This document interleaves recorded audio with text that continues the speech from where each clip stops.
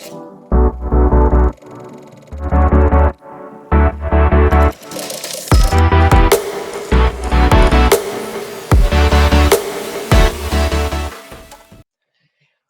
a todos, espero que se encuentren bien. Bienvenidos a sus charlas de SIGO. En este caso vamos a hablar de la parte de auditoría forense y vamos a tener pues un taller práctico en la segunda parte. Esta charla va a estar dividida pues en dos, una parte teórica y la otra parte práctica, donde pues vamos a evidenciar o vamos a realizar un ejercicio de cómo se realizan los procesos y procedimientos dentro de la auditoría forense. Bienvenidos a todos, mi nombre es Arlex Ángel, yo soy contador público, egresado de los Libertadores, especialista en la parte de auditoría forense. Estoy realizando una especialización también en revisoría fiscal y auditoría forense, magíster en contabilidad y auditoría de cuentas. Trabajo en pregrado y posgrado en diferentes universidades y con el SENA. Entonces, les doy la bienvenida a todos en este momento. Bien, entonces, teniendo en cuenta esta pequeña introducción, vamos a hablar de la auditoría forense. Entonces, regálenme un momento, ya les comparto la pantalla.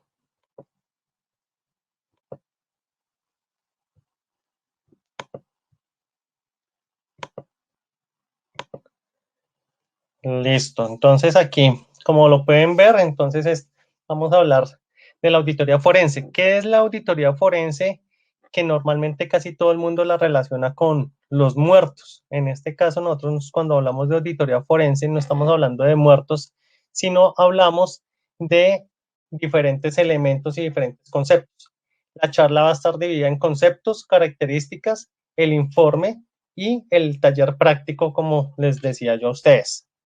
Entonces tenemos el concepto y decimos que la auditoría forense es el uso de técnicas de investigación criminalística que nos permiten integrar todos los entes económicos y unas habilidades jurídico-procesales para vincular de la forma legal los registros, en este caso las pruebas contables, que se van a vincular, por ejemplo, a diferentes actividades ilícitas como es el narcotráfico, el contrabando, la financiación al terrorismo, ya ahorita con el nuevo SAGRILAF,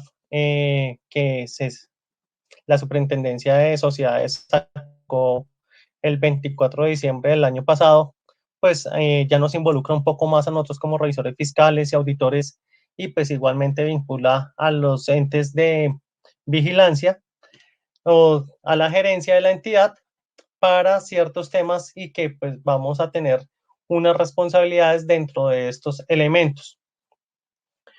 Con esto pues también hay que mirar y realizar en este momento, en tiempos de pandemia, que se han venido proliferando pues todo el tema de fraudes dentro de las organizaciones. Entonces aquí tenemos diferentes elementos que nos van a permitir esa investigación. ¿Quién da la orden para una investigación de este tipo de auditoría forense?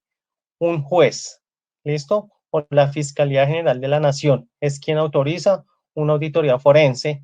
Por ejemplo, en el caso de los escándalos de corrupción que han habido en el país, ellos son los que dan la autorización para este tipo de elementos. Entonces, como les decía, la auditoría forense no está relacionada con los muertos, sino con la parte de corrupción tanto administrativa en la parte pública y privada. Está relacionada con la parte de los delitos ilícitos, llámese financiación al terrorismo, narcotráfico, contrabando, trata de blancas, etcétera. Y pues aquí es un grupo interdisciplinario de personas que cada uno tiene una profesión, pero son expertos en la parte forense. Entonces todos hemos realizado cursos en criminalística, cursos en la parte forense de sistemas, en la parte contable, en la parte financiera, en la parte de economía, la administración, pues porque nosotros como contadores no nos sabemos todo y no manejamos todos los campos, pero sí podemos nosotros poder realizar diferentes elementos que nos van a permitir a nosotros un mejor y mayor resultado dentro de este tipo de investigaciones. Entonces, por lo menos, como les decía, en este caso nosotros podemos hablar de corrupción en la parte pública, entonces aquí hablamos de el caso Interbolsa, hablamos del caso de las de Saludcop, o el caso de la salud, pues hablamos de los casos de narcotráfico, por ejemplo, de la finca del señor embajador aquí en la zona de Chocontá. Todo eso hace parte de una extinción y un proceso de investigación frente a estos delitos que se pueden presentar dentro de este elemento. Entonces, la auditoría forense la podríamos resumir en un procedimiento técnico legal que combina diferentes áreas: investigación, análisis de información, técnica criminalística, recopilación de pruebas y evidencias legales, declaraciones, testimonios certificados y juramentados, preparación y habilitación de las pruebas para presentarse ante la Corte Civil o Criminal. Entonces aquí, como pueden observar, somos personas interdisciplinarias que tenemos conocimientos en diferentes áreas, porque no solamente que la contabilidad como tal nosotros nos sirve de prueba, sino nosotros tenemos, por ejemplo, de base el estado de flujo de efectivo como uno de los más importantes en este tipo de investigaciones, que es el que nos permite evidenciar por dónde ingresó el dinero y por dónde salió, ya legalizado. Entonces aquí el análisis de la información, debemos de ser muy diestros con análisis de información, el manejo de Excel, el manejo de ciertas herramientas que nos permitan hacer este tipo de análisis. Por eso es bien importante que nosotros estemos a la vanguardia de todo esto. Entonces hagamos minería de datos, aprendamos sobre business intelligence, big data, que son elementos que nos pueden proporcionar mejores herramientas para poder desempeñar estas pruebas o esta auditoría. También tenemos las técnicas criminalísticas. Entonces acá en la técnica criminalística hay que saber, esto es como un CSI, pero contable o financiero frente a la empresa. Entonces, para recolectar los datos, recolectar la evidencia, las pruebas, recolectar las declaraciones, testimonios y demás que se hayan involucrado dentro de este proceso. En la recopilación de pruebas pueden ser pruebas circunstanciales, pueden ser pruebas físicas, pero todo tiene una cadena de custodia también que se debe manejar de acuerdo con ciertos procedimientos que se tienen dentro de la parte legal o del derecho. Entonces, como ustedes lo pueden observar de pronto, si han tenido la oportunidad de ver CSI, ya sea el naval o sea CSI normal, el de Las Vegas, entonces ahí vamos a observar que todo debe estar con cadena de custodia, todo se le toma fotografía, las evidencias que uno pueda encontrar se enumeran, se empacan en bolsas plásticas para que no vayan a corromper. Todo el mundo que está involucrado en esa zona debe utilizar guantes o a veces trajes especiales de pronto, por si se llega a ver algún agente químico o demás que uno no sabe. Entonces, todo eso debe estar ahí. Las declaraciones, testimonios certificados y juramentados. Entonces, muchas veces los testimonios o las declaraciones que se tomen de las personas que han estado involucradas de pronto con la entidad, pero también que de una u otra forma, pues no estuvieron involucradas en el delito como tal, sino que lo pudieron ver y de pronto lo denunciaron, y al denunciarlo pues los echaron de la empresa por esa zona. Entonces nosotros recolectamos todas esas declaraciones también. Pueden ser que esas personas, por ejemplo, como normalmente sucede, las personas prefieran mantener su anónimo, entonces se hacen sin dar los nombres o sin que sepan quién es el testigo de ese tipo de declaraciones. Preparación y habilitación de las pruebas para presentar ante la corte. Entonces, como les decía, como eso tiene una cadena de custodia, se hacen los procedimientos iniciales, se hacen todos los procedimientos de criminalística, verificar huellas, si tienen algún tipo de huella, tanto digital como física, en los documentos que se hayan recolectado. Entonces, lo que se hace es preparar toda esta documentación para que un juez civil o criminal ante esa corte, pues, lo pueda eh, validar y pueda decidir o tomar una decisión frente al caso. Entonces ahí también recordemos que dentro de las cortes está un jurado o hay un jurado que es quien realmente toma la decisión y ya el juez es quien impone la condena al, al sancionado en este caso. Otros aspectos en la investigación forense. Entonces, dentro de la investigación forense, esta se hace por orden judicial, como les decía. Debemos de tener calificaciones de investigador, haber factores de admisibilidad de pruebas. Entonces, que las pruebas sean admisibles significa que el juez las apruebe o las corrobore para llevarlas al juzgado o a el pleito como tal.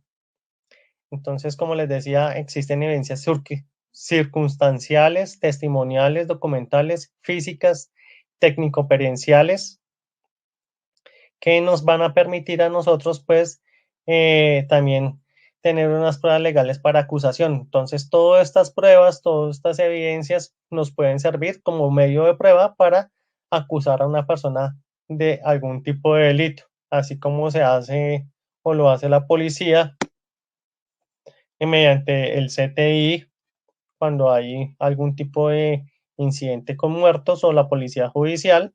Entonces ellos hacen y aplican todas estas técnicas también y lo que hacemos es ayudar en la parte de investigación, pero en la parte forense o en la parte financiera de la compañía.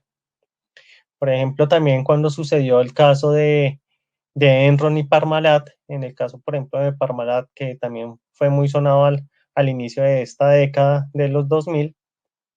Entonces, hablamos que Calixto Tanzi, que era el dueño del grupo Parmalat, él hizo un fraude mediante estados financieros, mandó destruir el computador donde estaba la evidencia, pero sorpresa cuando se llegó allá con los ingenieros de sistemas forenses, quienes rescataron el disco duro y pudieron salvar la información que estaba ahí, el disco duro no se destruyó y pues para borrarlo eso tiene un cierto número de formateos y pues recuperaron la información y mediante esta información que se recuperó pues se pudo evidenciar el fraude que se logró eh, cuantificar en más de 40.000 millones de dólares, a una parte que fue al Deutsche Bank y el otro que fue al Citigroup. Entonces, ahí, y los cuales fueron acusados el vicepresidente financiero de la compañía y el dueño de la compañía, Calixto Tanzi, el cual murió pues ya en prisión y días antes de la condena como tal. Entonces, hay diferentes evidencias que nos pueden ver. Pueden ustedes mirar de pronto videos en YouTube que les permitan a ustedes de pronto obtener un mayor conocimiento, por ejemplo, en el caso de Enron. Entonces, por ejemplo, pues, les puedo recomendar Los tipos que estafaron a América. Es una muy buena, eh, un buen documental sobre este tipo de casos y cómo la investigación forense pues ayudó a llevar a los dos a los dos directivos que estaban involucrados en este tema. Objetivos de la auditoría forense. Entonces, la auditoría forense está para investigar casos de fraude sospechosos para probar o refutar las suspicacias. Entonces, no solamente es que yo vaya en contra de las personas, sino me pueden a mí asignar para defenderlos. Entonces, yo tengo que probar y refutar esas denuncias que han hecho frente a mi defendido porque no solamente es que yo vaya a defender al Estado en ciertos casos, entonces ahí podemos mirar cuál va a ser el papel de nosotros, si va a ser el de defensor o el de atacante para poder demostrar que esa persona cometió el fraude. El otro objetivo de la auditoría forense es identificar y demostrar el fraude o el ilícito perpetrado. Entonces, como les decía, nosotros en el caso de los contables, pues lo hacemos desde el estado financiero del flujo de efectivo y que ahí podemos demostrar nosotros por dónde ingresó el dinero y por dónde salió ya limpio ese dinero. Identificar a las personas implicadas también. Entonces la auditoría forense no solamente va a estar desde la parte financiera, sino que vamos a tener la posibilidad de identificar personas que estén implicadas dentro del fraude, así como han venido saliendo todas las personas que han estado involucradas, por ejemplo, con el caso del cartel de la toga, que no fue solamente Jorge Malo el que estuvo involucrado, sino hay en diferentes departamentos y en diferentes ciudades personas involucradas con este cartel. Prevenir y reducir el fraude a través de la implementación de recomendaciones para el fortalecimiento de acciones de control interno propuestas por el auditor. Entonces, también nosotros no solamente vamos a ir en contra de la entidad o ir a que de pronto llevarla a quiebra la entidad, sino que también nosotros podemos ayudar a la organización a implementar procedimientos que ayuden a mejorar su control interno frente a prevención y reducción del fraude. Entonces, abrir canales de denuncia internos dentro de la empresa o externos para que pues, las personas también que de pronto tienen relación con nosotros a nivel comercial, pues lo puedan realizar. Podemos hacer procesos para los diferentes elementos que componen la compañía. Entonces, por ejemplo, hacer procedimientos para nómina, hacer procedimientos para caja menor o caja general, hacer procedimientos para el manejo de los cheques y cómo se hacen las transferencias, que no vaya a haber de pronto transferencias a algún tercero que esté involucrado, por ejemplo, con el cajero, con el tesorero de la organización y pues se estén robando la plata de la organización, ¿ya? Entonces, todos esos elementos nosotros los podemos ayudar no solamente para investigación, sino a prevenir, que es otro de los papeles que nosotros tenemos como revisores fiscales y como auditores, dar este tipo de elementos. Participar en el diseño y creación de programas de prevención de pérdidas y fraudes. Entonces, como les decía, hacer programas antifraude para las organizaciones, no solamente a nivel público y privado, sino a todo nivel dentro de estas organizaciones. Como bien saben, que les estaba comentando, con la última circular que sacó la Superintendencia de Sociedades con el sistema de administración de riesgos de lavado de activos y financiación al terrorismo y de armas de destrucción masiva. Entonces a nosotros ya nos están incluyendo como responsables y nos van a condenar por ese tipo de delitos si nosotros no hacemos el trabajo como debe ser. ¿Ya? Igualmente el contador, igualmente el gerente general o administrador de la entidad. Entonces, miren todo lo que nos toca ahorita empapar para poder realizar este tipo de elementos.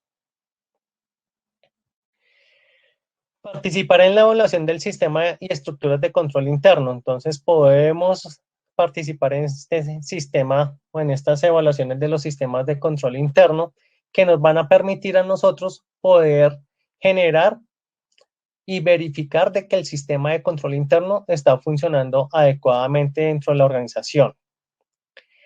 Recopilar evidencias aplicando técnicas de investigación. Entonces, como les decía, nosotros mediante todas las técnicas de investigación que nosotros sabemos, entonces podemos recopilar pruebas circunstanciales, pruebas documentales, periciales, que eso pues es lo que nosotros debemos de realizar dentro de estas organizaciones o en estos casos. En el caso de organizaciones gubernamentales, brindar soporte técnico, evidencias sustentables a los órganos del Ministerio Público Fiscal y de la función judicial para la investigación de delitos y su ulterior sanción. Entonces, como les decía, nosotros dentro de la organización gubernamental, entonces lo que hacemos es obtener evidencias sustentables que van a brindar el soporte a los órganos públicos, en este caso puede ser la fiscalía o puede ser del orden judicial también, alguna corte y demás, para este tipo de investigaciones de delitos que se hayan hecho o que sea por prevaricato, enriquecimiento ilícito, por cohecho, etcétera. Entonces ahí tenemos que parte de nuestros objetivos como auditores forenses debemos de aplicar este tipo de sanciones. Apoyar y presentar los resultados de la evidencia. Entonces, como les decía, dentro de los juzgados nosotros vamos como expertos en algunos casos y allá en el juzgado, en la corte, lo que vamos es a demostrar qué fue lo que se hizo, cómo fue la operación, cuál fue lo que nos llevó a pensar dentro de este elemento y cómo la persona pudo ocultar también estos elementos para que el gobierno o las diferentes estructuras que están involucradas no se dieran cuenta en la revisión. Por ejemplo, si vamos a hablar de lavado de activos, entonces ya existen varios tipos de operaciones inusuales que ya hemos venido estudiando a lo largo del tiempo. Entonces, pues, pongámoslo, el jineteo o el pitufeo, entonces que es sacar pequeñas sumas de dinero, pero cuando uno suma todo, son grandes sumas, entonces eso puede conllevar a que se esté lavando dinero, que estemos frente a un tipo de fraude en una organización y demás. Ahí podemos evidenciar estos elementos. Características de la auditoría forense. Entonces, la auditoría forense, al igual que casi todas las demás auditorías, pues tiene unas características propias. Entonces, que es analizar la información de forma exhaustiva. Aquí no es como de pronto lo hacemos nosotros a nivel general en una revisoría o en una auditoría, que sí revisamos, pero no de forma exhaustiva. Hacemos una revisión, hacemos un muestreo, sacamos una parte, porque si son 5.000 facturas, yo no me voy a poner a revisar las 5.000, sino hago una muestra y de esa muestra pues confirmo si sí me da la información que necesitaba, pero aquí sí tengo que revisar toda la información. Aquí no puedo dejar que es que son muchas, no, aquí es exhaustiva, minuciosa. Se piensa con creatividad, exacto. Entonces aquí tenemos la creatividad a nuestro alcance. En algún momento, por ejemplo, se llegó a hablar de la contabilidad creativa, que era lo que estaban utilizando al inicio de este siglo.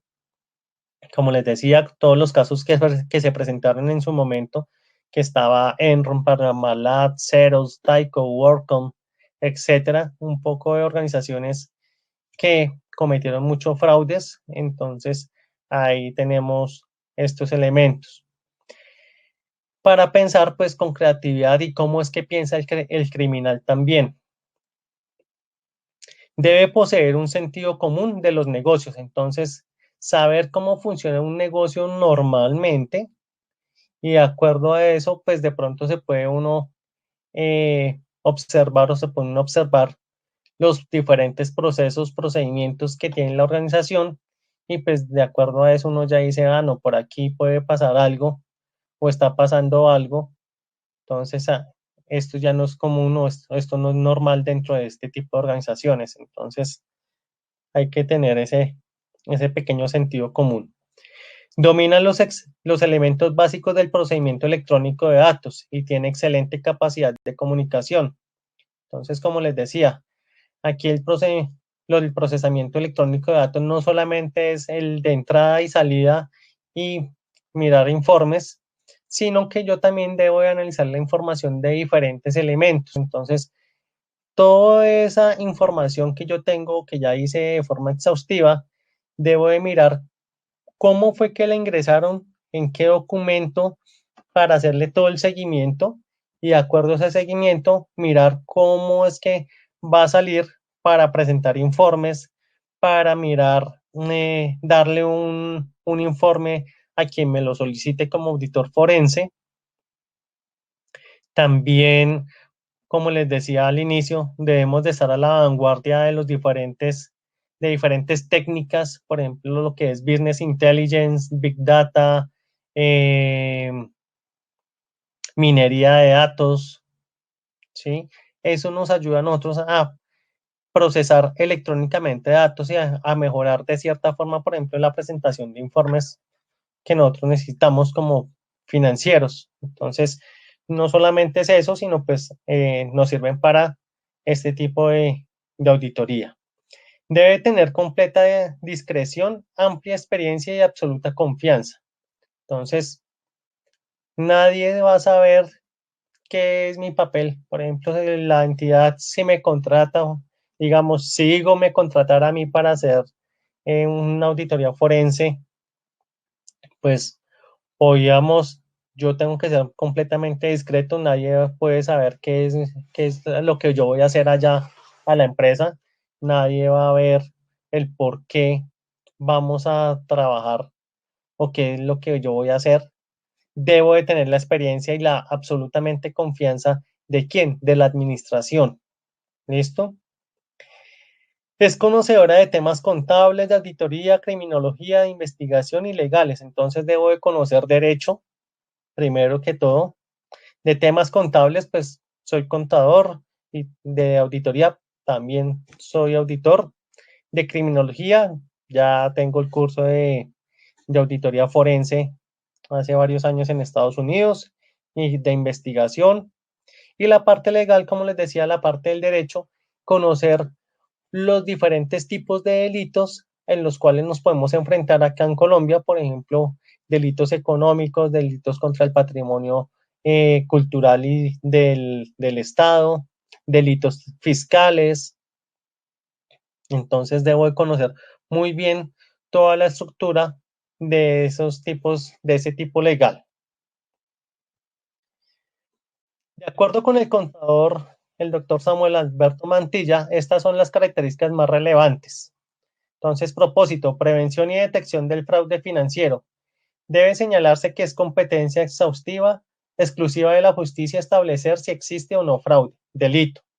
El auditor forense llega a establecer indicios de responsabilidades penales que junto con la evidencia obtenida ponen a consideración del juez correspondiente para que se dicte sentencia. Entonces, miren que uno de los propósitos que nosotros tenemos es establecer los indicios que ya se tenían sobre la responsabilidad de esa persona o esas personas que están involucradas en ese delito, para que el juez, pues, dicte sentencia frente al caso. Alcance el periodo que cubre el fraude financiero sujeto a investigación, entonces pueden ser 2 años, 3 años hacia atrás para ver qué ha venido sucediendo y cómo lo han venido trabajando. Orientación retrospectiva respecto del fraude financiero y auditado y prospectiva a fin de recomendar la implementación de controles preventivos, detectivos y correctivos mediante necesarios para evitar a futuro fraudes financieros. Cabe señalar que todo sistema de control interno proporciona seguridad razonable para no absoluta de evitar errores y irregularidades. Entonces, miren estas características que nos da el doctor Mantilla frente al auditor forense. Entonces, el periodo, me pueden decir, investiga la empresa 5 años hacia atrás para ver qué había ocurrido frente a algún tipo de fraude que se pudiera haber evidenciado en algún momento. Y pues de la parte prospectiva, yo siempre tengo que mirar hacia adelante como auditor y darle a la administración de la entidad, pues, la recomendación de implementar nuevos controles o implementar programas antifraude en la organización para que ellos nos permitan realizar diferentes elementos. Entonces aquí hay que proporcionarle toda esta información para que esos procesos y procedimientos proporcionen una seguridad razonable para evitar que errores o irregularidades que se puedan presentar en el camino. Normatividad. Entonces, normas de auditoría financiera e interna en lo que fuera aplicable, normas de investigación, legislación penal, disposiciones normativas, relaciones con fraude financieros. Entonces, como les decía, aquí hay que saber de todo tipo de normativa. Tenemos también el enfoque que es combatir la corrupción financiera pública y privada. Entonces, como yo lo hablo a veces en clase con los muchachos, también lo hablo con los profesionales en algunos casos. ¿Quién es más culpable? ¿Quién recibe o quién eh, ofrece? Así como pasa en los parciales en las universidades. ¿Quién es más culpable? ¿El que deja copiar o el que copia? Pues para mí son los dos personajes, ¿ya? Tanto el que deja copiar como el que copia son culpables, los dos. Y así mismo sucede en la parte de la vida real con el que ofrece y el que recibe. Entonces, en ese enfoque, pues debemos de combatir también la parte de la corrupción financiera pública y privada, porque pues esto nos está dañando mucho o nos está haciendo mucho daño, no solamente a nivel nacional, sino a nivel internacional. Si nosotros vemos el año pasado el panorama de transparencia, Colombia, estamos en primer lugar a nivel mundial como uno de los países más corruptos en este momento. Entonces, hay que trabajar para disminuir esos índices y trabajar bajo estos parámetros de no solamente de el GAFILAC, que es el Grupo de Acción Financiera de Latinoamérica y el Caribe, sino está el GAFISUD, está Basilea, está otros organismos que hacen parte eh, de estas normativas que nos van a permitir pues que la entidad pueda avanzar o en este caso el Estado pueda avanzar a mejorar sus índices y bajar el índice de corrupción. Auditor a cargo, jefe del equipo, profesional con información de auditor financiero, contador público autorizado. Entonces, no necesariamente puede ser el auditor un contador, como les decía, si vamos a hacer una auditoría de sistemas forense, pues el más válido sería que fuera un ingeniero de sistemas, pero como es un grupo interdisciplinario, normalmente cuando hablamos de este tipo de auditoría, el que está a cargo de toda la organización, de toda la planeación y ejecución del trabajo, es un contador público autorizado y que pues tenga la información y tenga todo el conocimiento sobre auditoría, legislación, investigación y demás que hemos venido hablando en este caso. Equipo de apoyo multidisciplinario, entonces lo mismo, como decía, entonces hablamos de abogados, ingenieros de sistemas, investigadores, agentes de oficinas del gobierno, miembros de inteligencia y contrainteligencia de entidades como policía o ejército, especialistas en estas áreas, para que podamos realizar también nuestro trabajo y de una u otra forma nos puedan ayudar a garantizar que la información que estamos obteniendo es válida mediante sus diferentes técnicas también, por ejemplo, con personal de policía o de el ejército que hagan estos procesos de inteligencia y contrainteligencia. Causas del crecimiento del fraude. Entonces aquí ya vamos a hablar de las causas por qué el fraude ha venido en crecimiento. Una de las mayores razones es porque pues la mayoría de la gente prefiere la plata fácil y en grandes cantidades a poquita y bien trabajada. Entonces aquí hablamos de organizaciones y gobiernos más grandes. Como hemos visto, nuestro estado ha venido creciendo. Ya hoy en día tenemos más de 10 ministerios.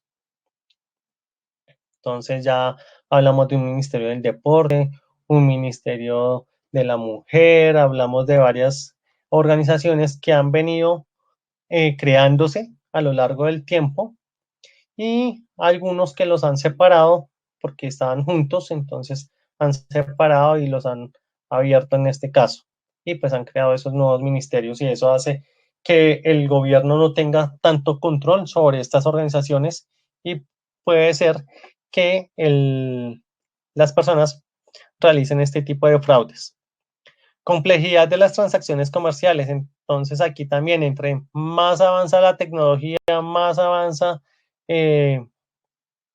todo, pues las transacciones se vuelven un poco más complejas. Aquí ya ahora podemos hablar de un commodity, de un joint venture, hablamos de diferentes situaciones, tanto comerciales o de estructuras comerciales para las empresas. Entonces aquí ya se nos va complicando la cosa si no tenemos ese conocimiento, ese tipo de manejo de esas transacciones. Aumento de la actividad internacional. Entonces, como tenemos ya ahorita los famosos, la famosa globalización, entonces eso hace que también todos los países importen o exporten bienes o servicios a diferentes situaciones o a diferentes lados del mundo, jurisdicciones, y pues que sea de pronto complejo hacerle seguimiento a estos elementos.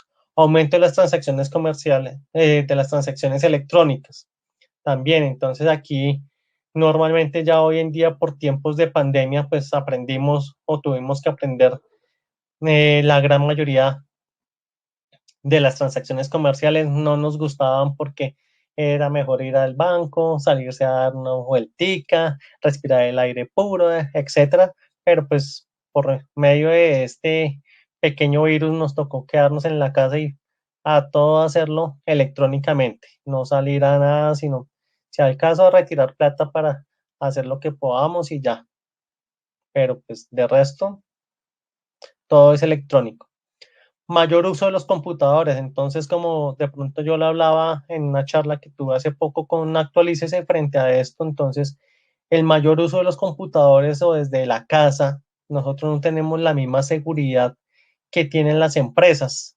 Entonces, de tener unos firewalls especializados para que no vayan a violar la seguridad de nuestro internet y demás y nos roben los datos y una cosa y la otra, aunque en algunos casos yo ya lo he visto también en universidades que han robado la información y no sé si han tenido que pagar, pero la amenaza era, por ejemplo, en una universidad donde yo trabajé hace poco, era eso, robaron la información de un momento a otro y duraron como 3 días con ese. No sé si pagaron el rescate de la información o pudieron encontrar y desactivar por donde habían filtrado el hacker el sistema o había violentado el sistema de tecnología de la empresa. Los avances en tecnología, entonces hay que estar muy a la vanguardia de los avances en tecnología, qué es lo que está saliendo al mercado, cómo es que se está manejando. Eso hace que la tecnología sea un poco más vulnerable, pero también que se avance en mayores números de seguridades para que no se pueda presentar este tipo de fraudes.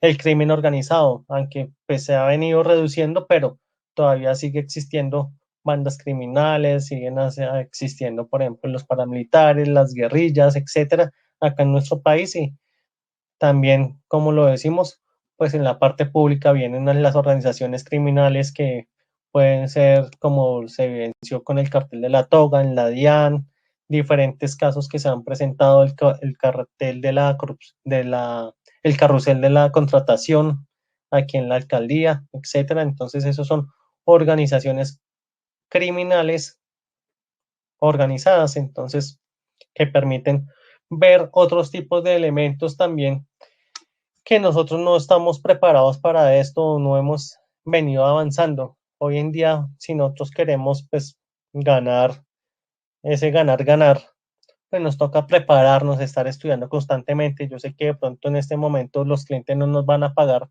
todo lo que pidamos, pero pues nosotros también debemos ser conscientes que nos toca sacar de nuestro bolsillo y prepararnos para ser mejores cada día.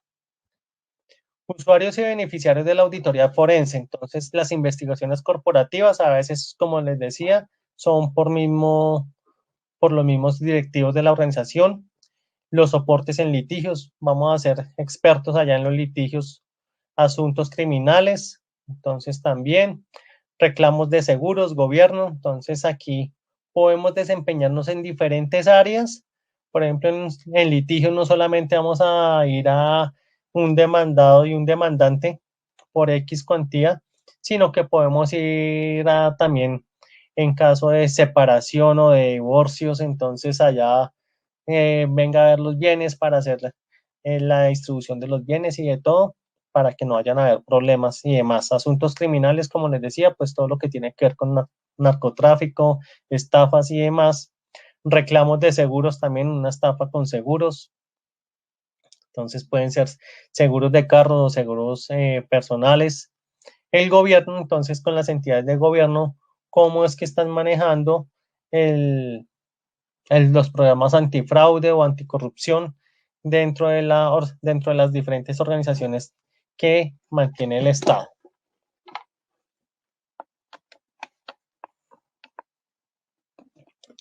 Eso, pues aquí como lo pueden ver, los usuarios pueden ser diferentes personas, los beneficiarios también podemos ser todos. Por ejemplo, en el caso del gobierno, podemos ser todos los ciudadanos los beneficiarios. Los usuarios podemos simplemente algunas personas pedir o solicitar esa auditoría a ciertas organizaciones para que eh, nos vayan a qué, nos vayan a dar cierta información o porque conocemos o hemos sabido de los casos, entonces venga, qué ha pasado, qué ha sucedido o somos partícipes dentro de una organización que tuvo algún fraude, entonces miremos cómo nosotros podemos solicitar esto ante un juez para que haya mejor control frente a esto. El auditor forense en la investigación, entonces recopila información, clasifica,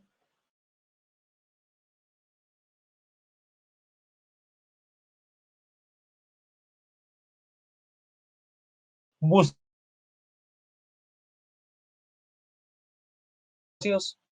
Entonces nosotros acá, como lo podemos ver desde el punto de vista como contadores, podemos evidenciar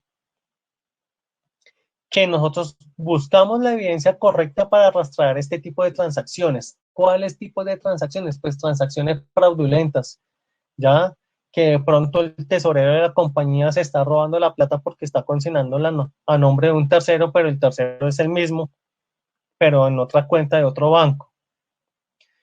Rastrear bienes ilícitos. Ah, bueno, no, se robó la plata, pero entonces ya no tiene la plata, sino que la convirtió en una casa o en unos apartamentos y pues se está haciendo este, este rastreo de información porque entonces existen la posibilidad de unos testaferros que son las personas que prestan su nombre para que esa persona le ponga bienes y pueda seguir delinquiendo y no haya ningún problema.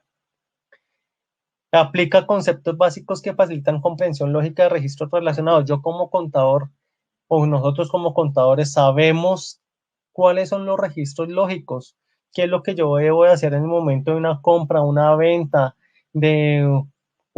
venta de un activo, ¿cierto? Eh, ¿Qué pasa si yo tengo una propiedad de inversión y la voy a vender? Si tengo un arrendamiento financiero, todo ese tipo de cosas son lógicas y básicas para nosotros y que nosotros debemos de tener esa comprensión, cómo es que se registra, qué es lo que pasa dentro de mi cabeza y voy revisando esta información que tiene la empresa acá y puedo encontrar fácilmente la evidencia que necesitaba. Técnicas y procedimientos típicos de auditoría forense. Entonces, los procedimientos que se tienen dentro de la auditoría forense están orientados a la detección de sustracción de activos. Entonces, normalmente nosotros vamos a buscar cómo fue que sustrajeron esos activos de la empresa o cómo fue que se robaron o cómo fue que lavaron la plata, ya hablándolo así. Pruebas cuadradas de conciliaciones bancarias. Entonces hay que mirar que la conciliación no esté cuadrada porque sí, sino que que realmente la conciliación coincida.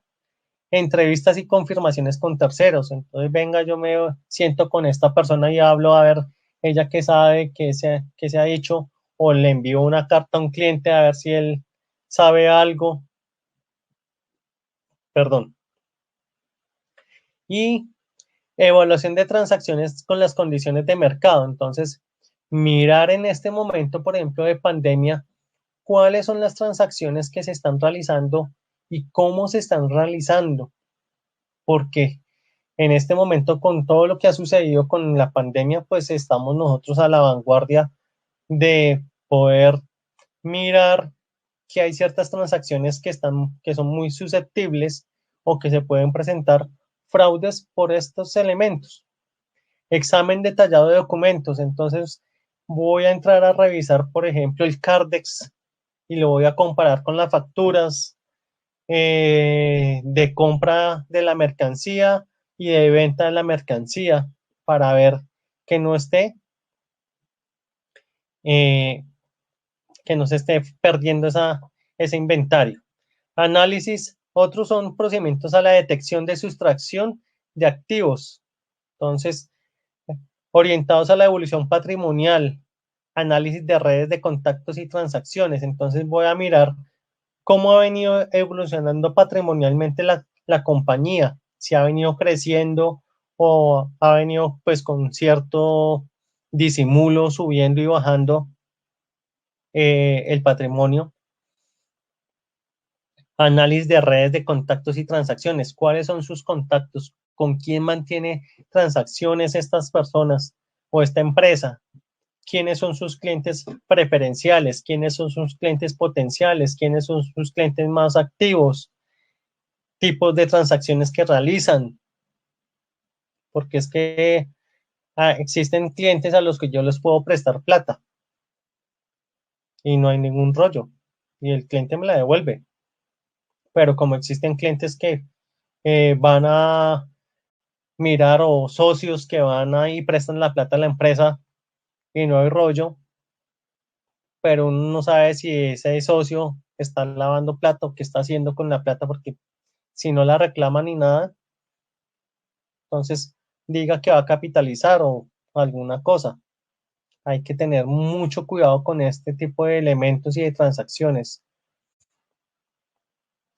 Técnicas de investigación. Entonces acá, como lo hablábamos en la auditoría normal, entonces está la verificación ocular, verificación verbal, verificación escrita, verificación documental, verificación física, verificación informática, que es lo que algunas veces nosotros hacemos como revisores fiscales o auditores en un momento determinado. Perdón.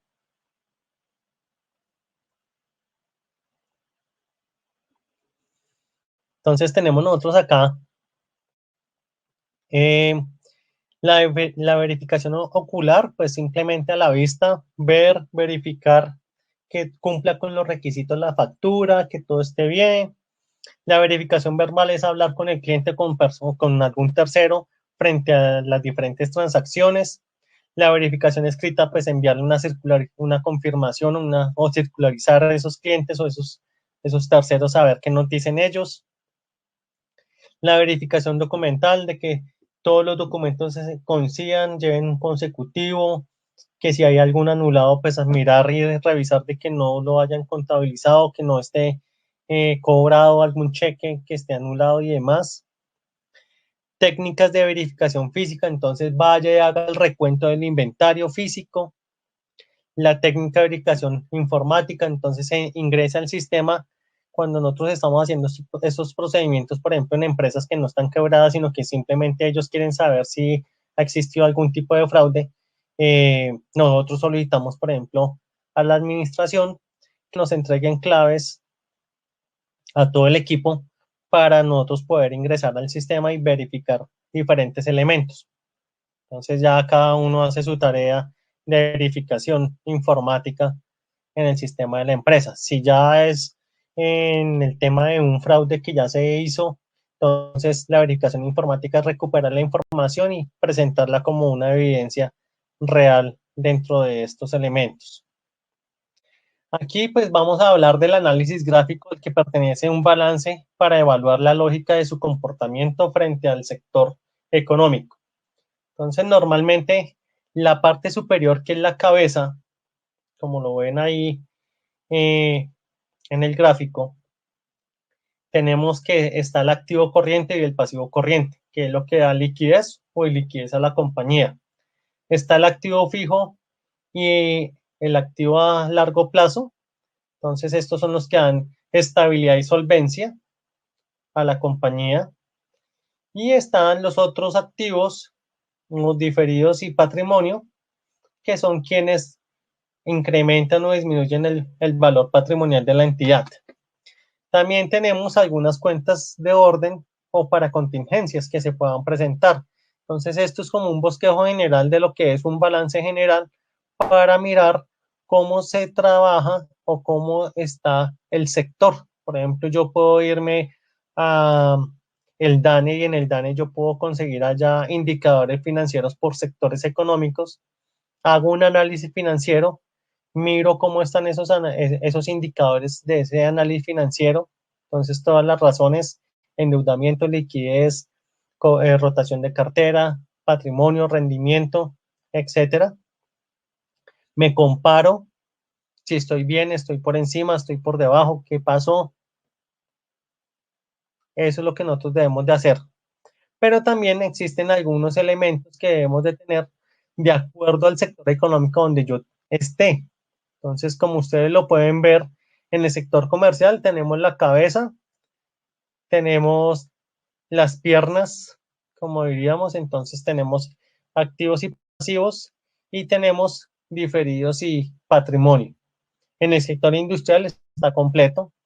En el sector servicios ya miramos que solamente tenemos ¿qué?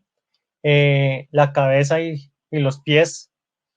Y en las empresas virtuales solamente tenemos son activos y pasivos, que es lo que nos van a permitir. No existe patrimonio, no existe nada que pueda uno decir es que con eso es que yo trabajo, no, porque, por ejemplo, si hoy vamos a mirar con el blockchain, el Bitcoin es, es un activo, pero, y sí, ¿a quién le hago el reclamo? ¿Con quién yo mantengo transacciones o qué?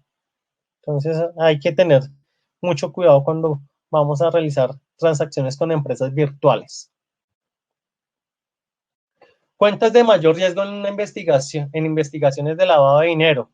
Entonces, las cuentas de ventas o ingresos operacionales, ingresos ficticios soportados en dobles contabilidades que justifican entradas de dinero a la caja, contabilizar créditos ficticios para justificar movimientos de efectivo en el pago, en el momento del pago, obtener créditos con bancos o entidades financieras, hacer prepagos con dinero ilícito, constituir depósitos a término en los mismos países en los cuales se obtuvo el dinero ilícito y llevar el título a otros países como garantía de préstamo en la banca.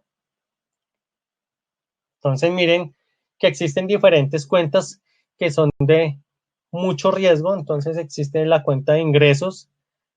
Tenemos dos casos ahí relacionados, uno para dar la apariencia y el otro es para soportar o justificar la entrada de ese dinero.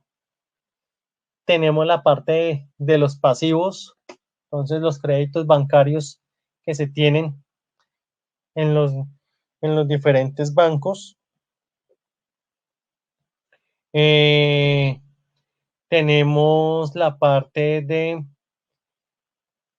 la constitución de inversiones o de CDTs, no otro tipo de documentos de inversión con dinero ilícito y se lleva como para que nos presten a nosotros dinero en otro país. Hay que tener mucho cuidado cuando yo pido créditos y al mes siguiente ya lo pago.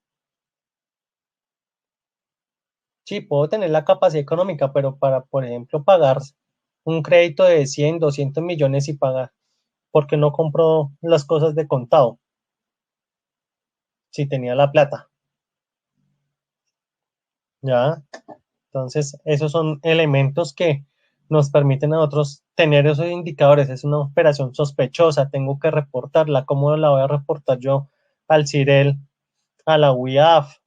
Hoy en día tenemos muchas tareas nosotros como revisores fiscales o auditores de reportar este tipo de operaciones cuando las vemos. Perdón.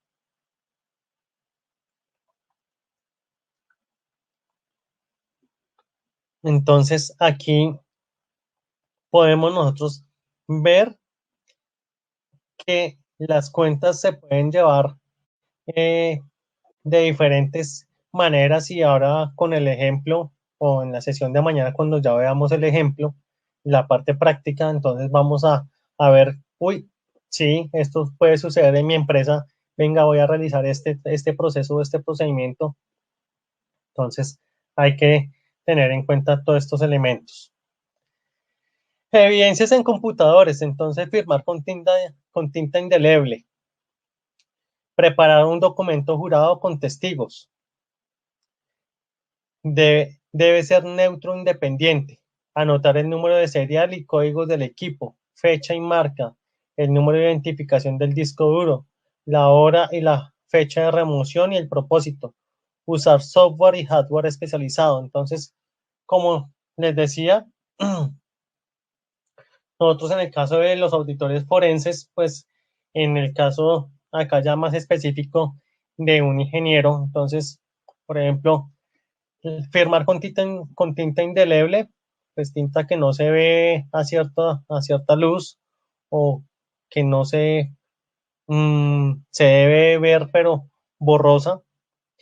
Preparar un documento jurado con testigos. Aquí ya cuando tenemos evidencias en computadores, vamos a preparar un documento con el cual yo voy a recolectar la evidencia y van a haber testigos.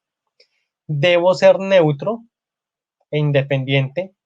Cuando retire el disco duro de la máquina o del computador, debo anotar el serial, los códigos del equipo, la fecha, la marca, el número de identificación del disco duro, la hora y la fecha de remoción y el propósito para qué yo le quité el disco duro, cuál fue mi sospecha para quitar.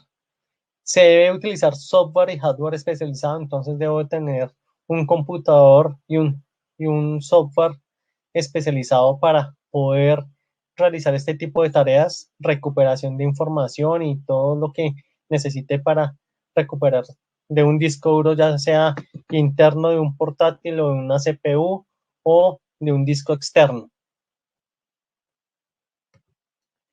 Delitos a través del fraude del computador. Entonces, se pueden, se pueden traer diferentes eh, delitos a través del uso del computador.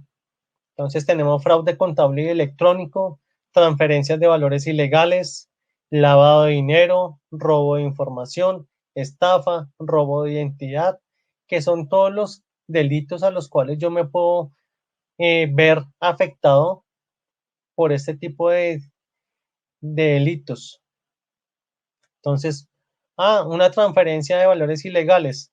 Me hicieron una transferencia a mi cuenta y ¿de quién? No sé ni por qué llegó esa plata a mi cuenta. Un fraude contable y electrónico. Maquillaje de estados financieros y demás que se puedan presentar para ganarme una licitación con el Estado, por ejemplo. El lavado de dinero, entonces, como les decía, se pueden presentar diferentes formas de lavar dinero. El robo de información, como no tengo yo acá en mi casa un firewall, entonces soy más vulnerable para que la información me la roben y de pronto sepan quiénes son mis clientes y demás. Entonces ahí tenemos ese pequeño elemento. La estafa. No, compré un equipo por vía internet y se robaron la plata y no encuentro a la persona, no la encuentro en ninguna tienda, en la página donde la compré no existe, no está registrado en Cámara y Comercio, no nada. Entonces, perdí. El robo de identidad, entonces eso hay que tener mucho cuidado, por eso es eh, muy importante que ustedes aprendan a mantener sus claves secretas, a que sus claves deben ser alfanuméricas y con códigos especiales en algunos casos, mantenerlas así y que nadie, absolutamente nadie sepa. Sí, yo sé que a veces los compañeros de trabajo también, eh, venga, présteme su computador ya que usted mañana no viene, entonces présteme su computador y déjeme la clave. Uno nunca sabe, casos se han visto y ahí sí como como decía por ahí alguien, en Colombia estamos y entre colombianos nos entendemos. Entonces uno ya sabe qué puede pasar con estos elementos. Detección de operaciones ilícitas. Entonces acá tenemos diferentes tipos de operaciones ilícitas. Tenemos ciberlavado, cuentas abiertas con donaciones, corresponsales ficticios, compañías quebradas, creación de bancos con personas que lavan, espectáculos públicos, creación de empresas de corretaje, compra de bienes, servicios, acciones con dinero sucio, creación de empresas de correo, fondos de jubilación y pensiones, globalización y facilidad de negocios, funciones franquicias, alianzas, escisión de compañías, aseguradoras, movimientos procedentes de paraísos fiscales, direcciones inexistentes, o sea, lo que llamamos empresas fachada o de papel, incremento de depósitos en negocios en decadencia, cambios de relaciones bancarias, movimientos de cuentas personales de los socios corporativos, entre otros. Entonces, miren todo el tipo de operaciones que nosotros podemos detectar dentro de una compañía sin saber qué puede estar pasando realmente, ¿ya?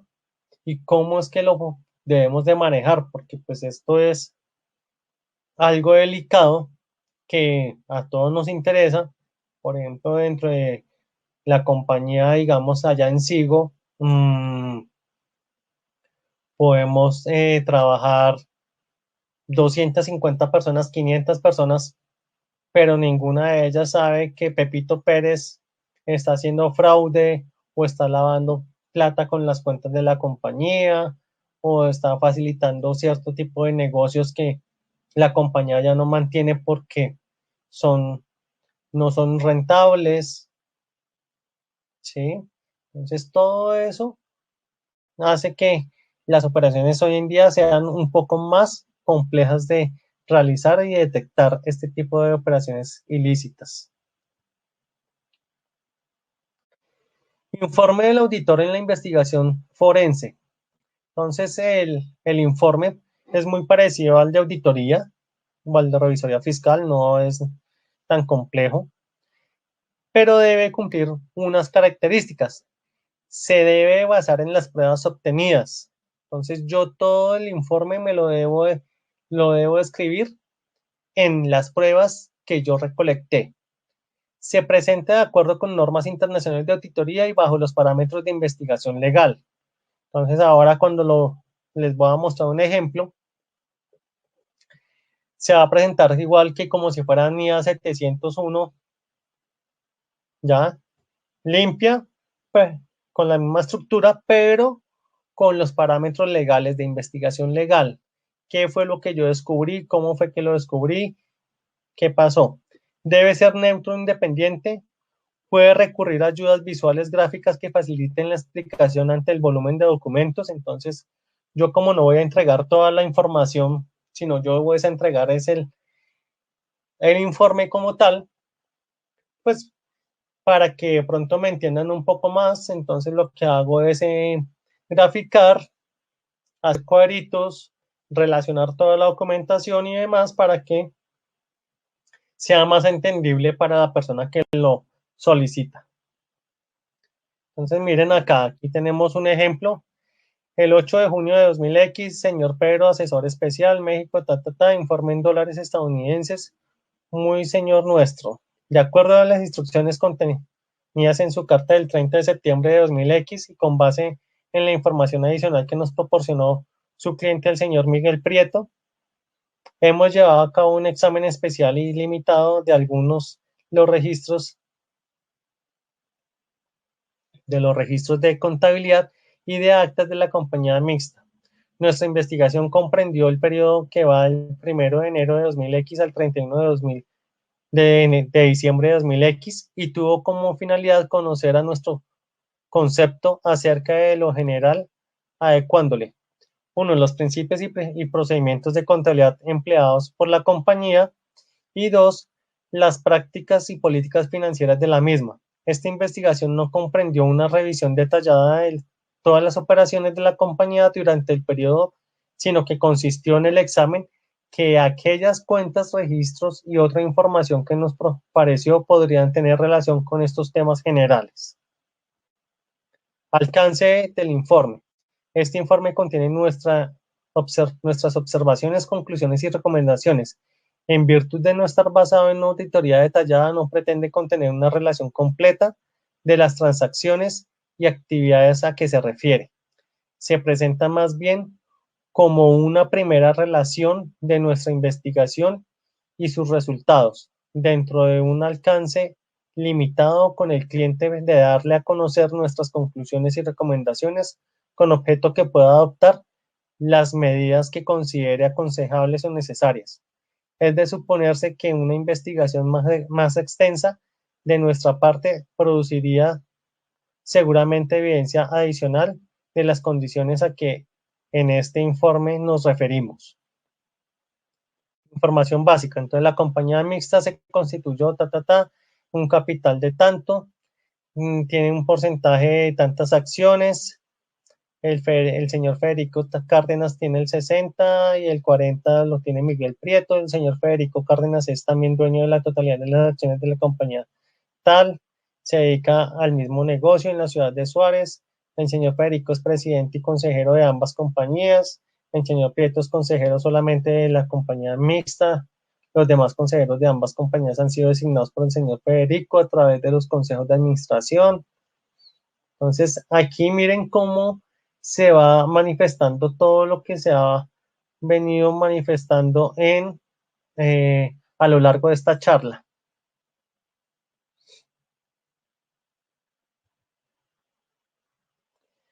Y pues hasta acá, entonces sería parte de nuestro trabajo del día de hoy, resumen de los resultados. Entonces, conclusiones generales basadas en nuestra investigación limitada son las siguientes. Las actividades de la empresa han sido manejadas por la administración violando las prácticas financieras. Los métodos contables y procedimientos administrativos de la compañía son inadecuados, ineficaces, inexactos y un poco satisfactorios. Por estas razones, los estados financieros que se han presentado hasta ahora al señor Prieto son en muchos aspectos poco dignos de confianza. Existen numerosas operaciones entre las dos compañías afiliadas, gran parte de las cuales no se encuentran por contrato o por una autorización formal que nos fuera posible examinar. Entonces, miren que hasta eso, las conclusiones del informe deben de darse en qué fue lo que se está haciendo, cómo se está haciendo y qué posibilidad hay de que esa información financiera que nos están solicitando, que hemos auditado, no tenga la validez o la confianza plena para esta compañía. Y pues para la persona que solicitó, obviamente, esta auditoría. Entonces, hasta aquí hemos llegado con nuestra charla o nuestra primera parte. Mañana continuamos con nuestro ejercicio práctico para que ustedes lo puedan tener y lo puedan ver cómo se hace en el campo, cómo podemos recolectar la evidencia. Entonces, muchísimas gracias a todos. Muchas gracias por su atención y nos estaremos viendo próximamente.